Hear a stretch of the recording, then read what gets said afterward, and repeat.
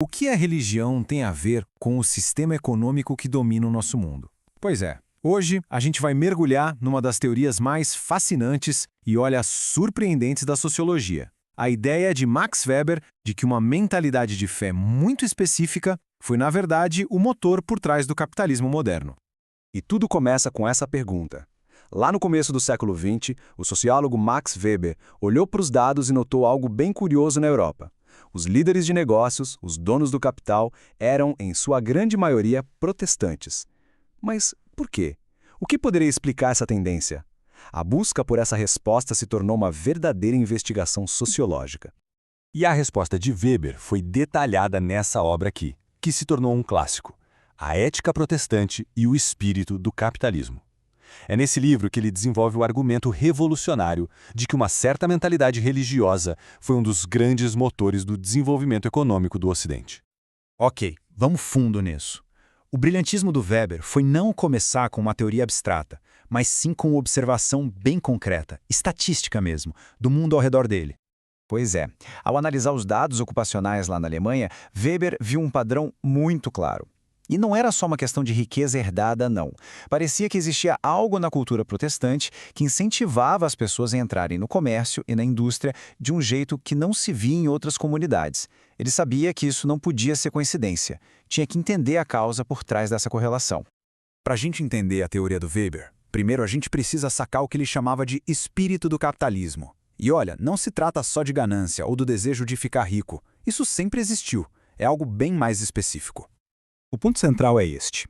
O espírito do capitalismo moderno pegou a busca por lucro, algo que muitas vezes era visto com desconfiança, e transformou essa busca num dever moral. Acumular riqueza deixou de ser só um jeito de viver bem para se tornar o próprio propósito da vida. E o Weber usa os textos do Benjamin Franklin como exemplo perfeito desse novo jeito de pensar. Frases como tempo é dinheiro ou crédito é dinheiro, elas não são só conselhos de negócio. Elas representam uma filosofia de vida onde a virtude e a competência são medidas pelo sucesso financeiro e por essa busca sem fim por mais riqueza. E essa mentalidade tem características bem particulares. Repara só no contraste. Não se trata de ganhar dinheiro para gastar com luxo ou para poder parar de trabalhar. Pelo contrário, o dever é trabalhar sempre, acumular de forma metódica e reinvestir o que se ganha. Nesse sistema de valores, desperdiçar tempo ou dinheiro não é só ineficiente, é quase um pecado.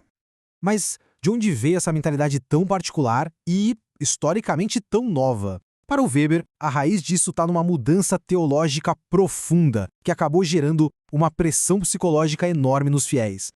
O ponto de virada, segundo Weber, está numa doutrina bem específica do protestantismo, a predestinação, que foi popularizada por João Calvino. A ideia de que o destino de cada alma já foi decidido por Deus antes mesmo do nascimento, essa ideia acabou tendo consequências psicológicas e práticas que ninguém podia ter previsto.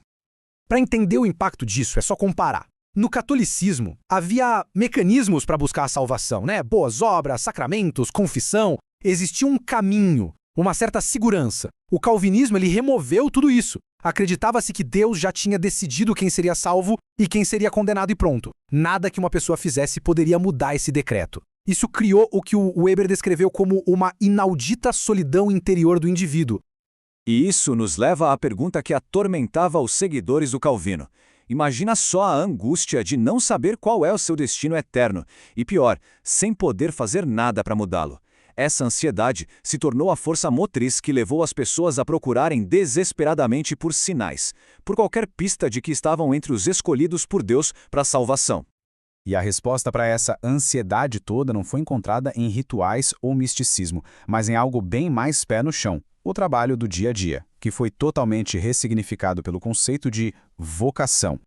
Esse conceito de beruf, ou vocação, foi fundamental. Martinho Lutero já tinha dado mais dignidade ao trabalho secular, mas foram os pensadores puritanos que elevaram o trabalho ao status de principal dever na vida de alguém. Cumprir a sua vocação da melhor forma possível se tornou a maneira mais elevada de glorificar a Deus.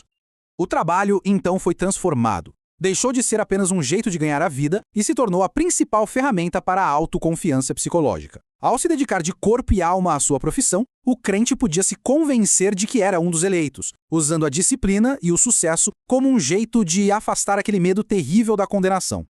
Agora, vamos conectar os pontos e ver como essa ansiedade religiosa e esse senso de vocação criaram, quase sem querer, a mentalidade perfeita para o capitalismo.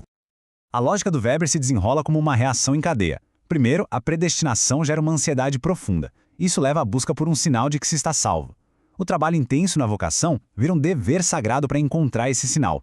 O sucesso no mundo, ou seja, o lucro, é interpretado como a prova da graça de Deus. Mas, e aqui está o pulo do gato, a moral puritana proibia gastar esses luxos com luxos. Então, o que fazer com o dinheiro? Reinvestir no negócio. E esse ciclo de trabalho, lucro e reinvestimento é a base da acumulação de capital.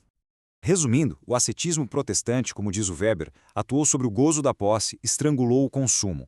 Ao restringir o consumo e, ao mesmo tempo, liberar a busca pelo lucro como um ato de virtude, ele acabou gerando a acumulação de capital que financiou todo o desenvolvimento industrial. E isso nos leva ao legado. Um legado duradouro e um tanto sombrio dessa conexão. Weber argumenta que, com o tempo, a justificativa religiosa foi se perdendo, mas o sistema econômico que ela ajudou a criar não só continuou, como ficou mais forte do que nunca.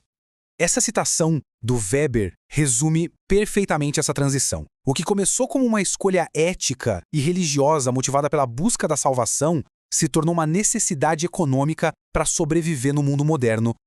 Weber usa uma metáfora muito poderosa, a da jaula de ferro. Ele diz que o capitalismo, uma vez que se estabelece, cria uma ordem econômica gigantesca que determina o estilo de vida de todo mundo que nasce dentro dela. A estrutura fica, mas o espírito religioso que deu origem a tudo, esse se dissipou. Hoje em dia, a busca racional pelo lucro, a eficiência, o trabalho constante, nada disso precisa de uma justificativa religiosa. Se tornaram valores seculares que governam as nossas vidas, tenhamos fé ou não. Estamos todos dentro desse sistema. E assim, a análise do Weber de mais de um século atrás continua incrivelmente relevante. Ela nos força a perguntar, até que ponto a nossa busca incansável por produtividade, crescimento e sucesso é um eco distante daquela antiga ansiedade pela salvação? A jaula de ferro pode ter se tornado mais tecnológica, mais confortável, talvez, mas será que, no fundo, a gente ainda está preso dentro dela?